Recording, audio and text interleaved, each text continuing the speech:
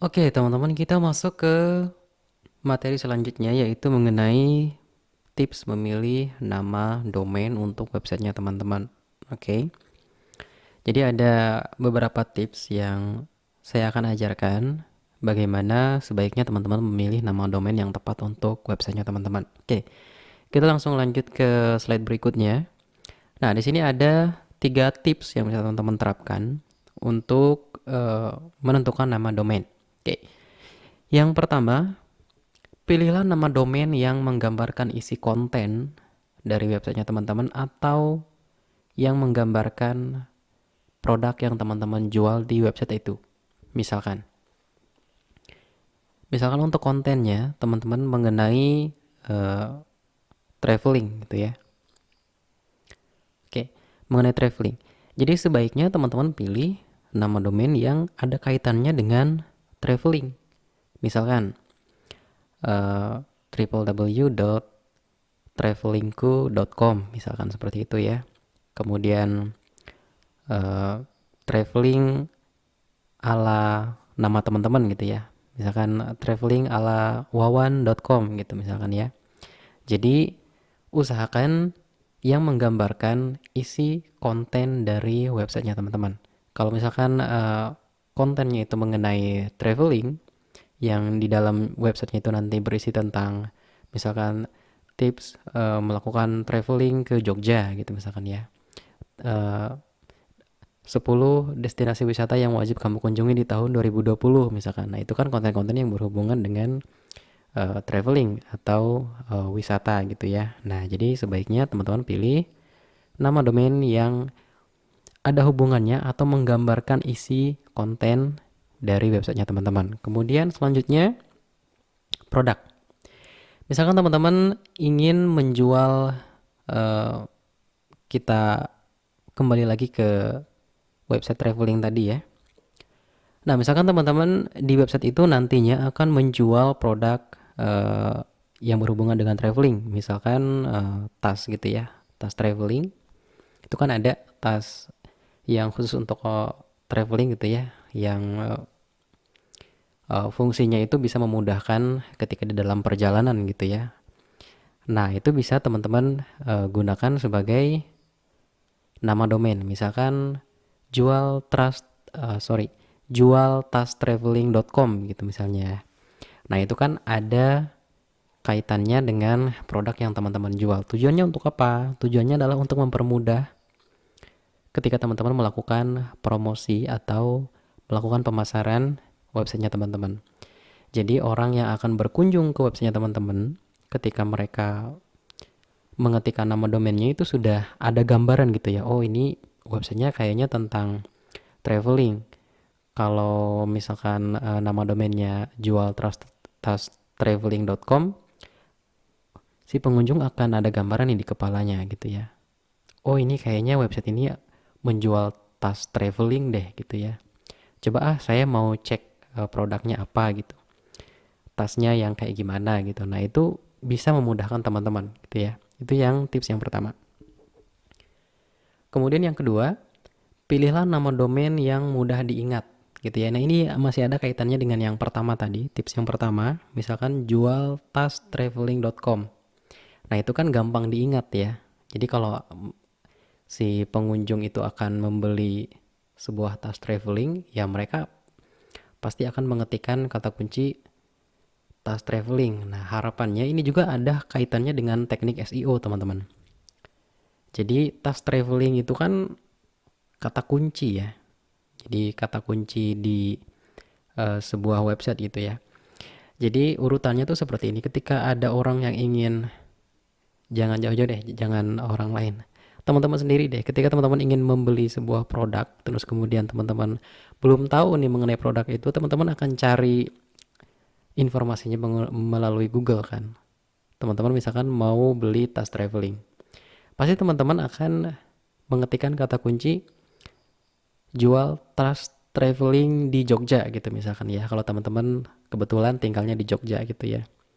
Teman-teman berharap ada website yang menjual tas traveling yang ada di Jogja gitu ya, yang lokasinya di Jogja. Jadi teman-teman bisa berkunjung ke tokonya, atau teman-teman bisa memangkas biaya pengiriman karena masih satu daerah itu pasti murah gitu kan.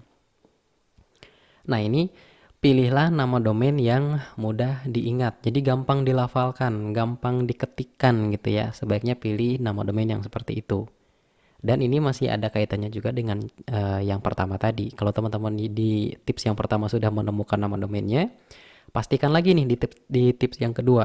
Apakah nama domain itu gampang diingat, gampang diketikkan sama orang gitu ya, dan gampang dilafalkan gitu ya.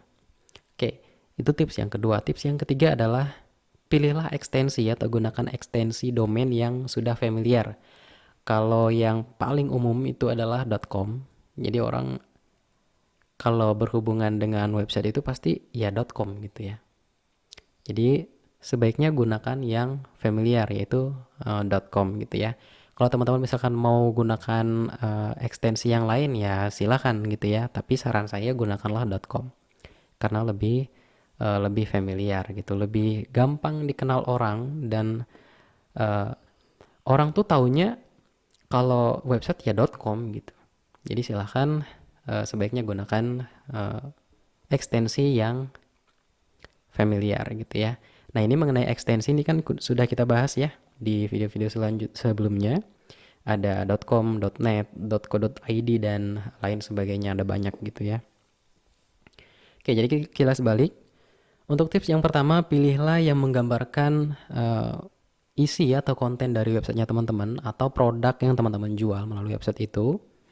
Kemudian lanjut ke yang kedua, tips yang kedua, pilih nama domain yang mudah diingat. Kemudian yang ketiga, pilih ekstensi domain yang sudah familiar. Kayak contoh kalau punya saya.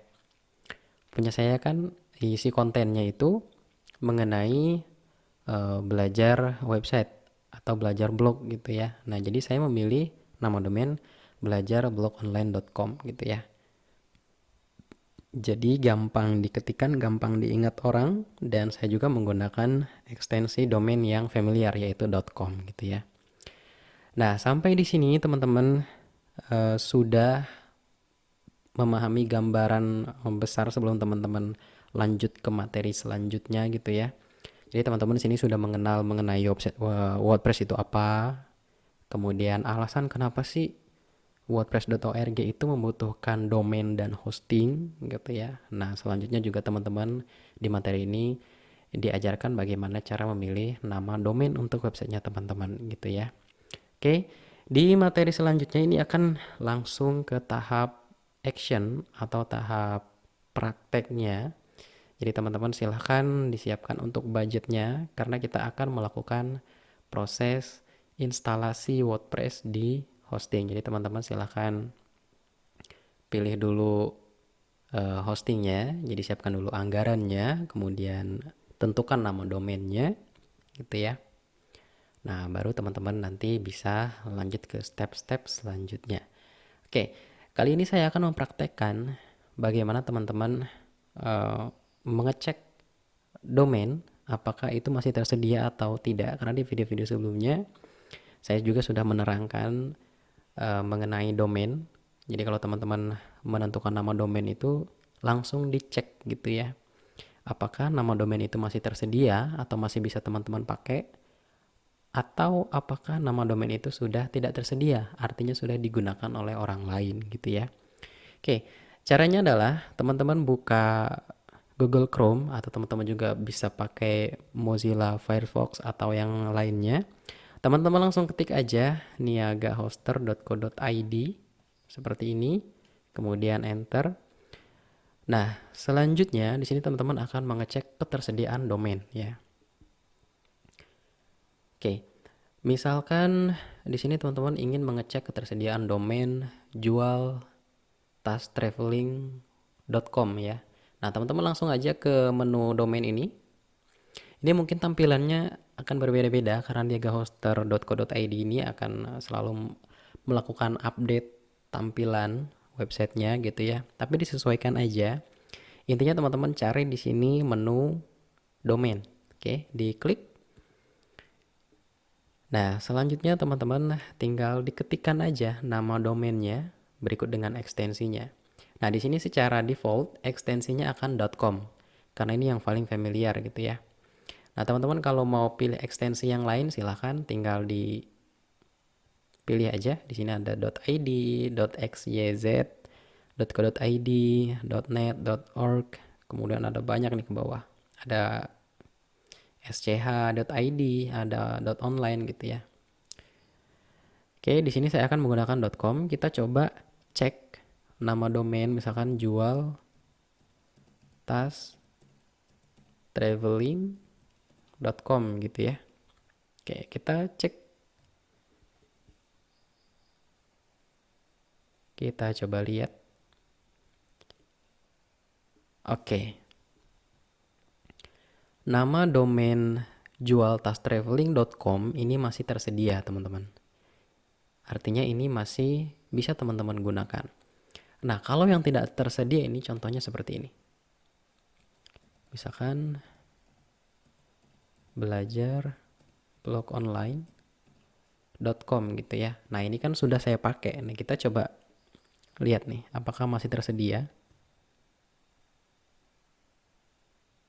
Oke, nih. Keterangannya tidak tersedia. Oke, karena sudah digunakan oleh orang lain atau digunakan oleh saya gitu ya.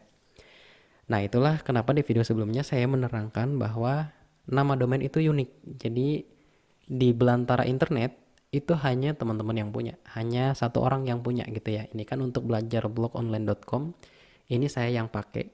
Jadi ini tidak bisa dipakai lagi sama orang lain gitu ya. Kecuali saya tidak memperpanjang sewanya di Niaga Hoster, ini baru bisa dipakai oleh orang lain lagi. Gitu teman-teman ya. Oke, silakan teman-teman cek untuk nama domainnya. Saya sarankan sih kumpulkan minimal 5 nama domain pilihan teman-teman. Gunakan 3 tips tadi untuk menentukan nama domainnya, kemudian cek satu-satu. Nah, misalkan dari 5 itu ada 3 nih yang lolos, yang tersedia gitu ya. Nah, silahkan teman-teman filter lagi untuk memilih satu aja gitu ya. Oke. Nah, sampai di sini nanti kita akan ke tahap instalasi gitu ya. Jadi silahkan disiapkan untuk anggarannya, untuk budgetnya, untuk dananya, untuk biayanya, untuk sewa domain dan hosting. Di video selanjutnya nanti kita akan bahas mengenai instalasinya. Ada 3 cara instalasinya gitu ya. Nanti akan kita bahas di sana.